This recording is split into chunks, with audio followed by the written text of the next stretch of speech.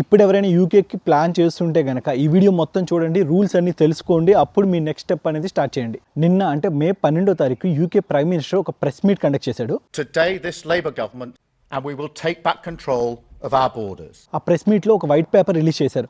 ఇక్కడ universities students దగ్గర నుంచి కలెక్ట్ చేసే ట్యూషన్ ఫీజు నుంచి 6% ట్యాక్స్ అనేది గవర్నమెంట్కి పే చేయాలి ఇప్పటి నుంచి. దీనివల్ల ఇక్కడ యూనివర్సిటీస్ ఏం చేస్తాయి అంటే ఆ ట్యూషన్ ఫీజులో ఆ 6% యాడ్ చేసి అంటే ట్యూషన్ ఫీజుని ఇంక్రీజ్ చేసే అవకాశం అయితే ఉంది. Post study work visa, study అయిపోయిన తర్వాత ఇచ్చే వర్క్ వీసాలో ఇప్పటిదాకా అయితే 2 years ఉంది కదా, ఇప్పుడు దాన్ని తగ్గిస్తా ఆల్మోస్ట్ 18 months చేస్తున్నారు, అంటే 6 months మైనస్ చేస్తున్నారు. కేర్ వర్క్ని పూర్తిగా తీస్తారు. కొన్ని లేబర్ స్కిల్డ్ వర్క్ వీసాస్ ఉంటాయి కదా, ఆ వీసాస్కి అప్లై చేయాలనుకుంటే కనుక కంపల్సరీ డిగ్రీ అనేది ఉండాలి. కొన్ని జాబ్స్కి తక్కువ శాలరీ ఉన్నా కూడా వీసాస్ అనేది ప్రొవైడ్ చేశారు ఇది వరకు. కాకపోతే ఇప్పుడు ఇమిగ్రేషన్ శాలరీ లిస్ట్లో నుంచి ఆ జాబ్స్ అన్నింటిని తీసేశారు. మినిమం శాలరీ స్ట్రక్చర్ని స్కేలప్ చేశారు. అంతకుముందు 26,200 pounds పర్ యానం ఉండేది, ఇప్పుడు దాన్ని డ్రాస్టిక్గా చేంజ్ చేసి 38,700 pounds పర్ యానం చేశారు.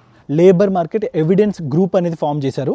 ఈ గ్రూప్ ఏం చేస్తుందంటే రియాలిటీలో ఎన్ని జాబ్స్ ఉన్నాయి, ఎన్ని లేబర్ వర్క్స్ ఉన్నాయి, దాన్ని బేస్ చేసుకునే ఇమిగ్రేషన్కి అనేది రిపోర్ట్ అనేది ఇస్తుంది. గవర్నమెంట్కి ఇమిగ్రేషన్కి రిపోర్ట్ ఇస్తుంది. Next settlement option. ఇదివరకు యూకేలో ఎలా ఉంటుంది, ఒక స్పాన్సర్షిప్ వీసా కనుక కొడితే కనుక 5 years వర్క్ వీసా మీద ఉండి ఆఫ్టర్ దెన్ ఐఎల్ఆర్కి అనేది అప్లై చేశారు. 5 years కాదు, 10 years స్పాన్సర్షిప్ వీసా మీద ఉండి ఆ తర్వాత మనం ఐఎల్ఆర్కి అప్లై చేయాలి, అప్పుడు మనకు ఐఎల్ఆర్ వస్తుంది. యూకేలో కనుక ఎవరైనా సరే మన ఇమిగ్రెంట్ వచ్చి ఇక్కడ ఏదైనా చిన్న మిస్టేక్ చేసినా, అంటే ఇక్కడున్న క్రైమ్స్లో కానీ ఏదైనా దొంగతనాలు కానీ ఇలాంటి ఏది చేసినా కూడా, ఏ క్రైమ్లో ఇన్వాల్వ్ అయినా కానీ ఇమీడియట్గా డిపోర్ట్ చేస్తారు.